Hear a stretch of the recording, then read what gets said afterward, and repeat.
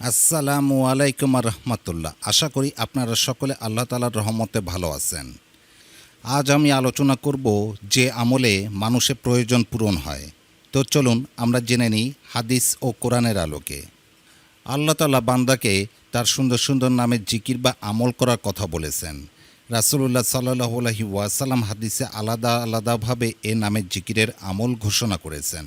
আল্লাহ তাআলার গুণবাচক নামসমূহের মধ্যে আল বাসিতু একটি, যার অর্থ হল বান্দার রিজিকের মধ্যে প্রশস্তকারী অথবা অন্তরকে প্রশস্তকারী। সংক্ষেপে এই গুণবাচক নাম আল বাসিতু এর জিকিরের আমল ও ফজিলত তুলে ধরা হলো। আল বাসিতু অর্থ বান্দার রিজিকের মধ্যে প্রশস্তকারী অথবা অন্তরকে প্রশস্তকারী। আল্লাহর গুণবাচক নাম আল বাসিতু এর আমল ও ফজিলত। যে ব্যক্তি এই পবিত্র গুণবাচক আল বাসিতু নামটি সেহরির সময় হাত উঠিয়ে 10 বার পাঠ করে উভয় হাত নিজের মুখমণ্ডলে মুছে নেয়, তবে সে নিজের প্রয়োজন পূরণের জন্য কারো নিকট কখনো আবেদন করা বা বলার প্রয়োজন অনুভব করবে না। আবার যে ব্যক্তি এই পবিত্র গুণবাচক আল বাসিতু নামের জিকির প্রত্যহ 140 বার পড়বে, সে ব্যক্তি বিপদ আপদ থেকে নিরাপদে থাকবে।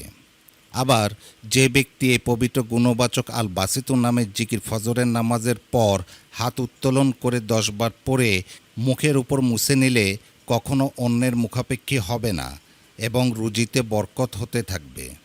মুসলিম উম্মার উচিত আল্লাহ তাআলার গুণবাচক নামের জিকির করে বিপদ আপদ থেকে মুক্তি, রুজিতে বরকত লাভ এবং অমুখাপেক্ষিতা থেকে মুক্ত থাকা।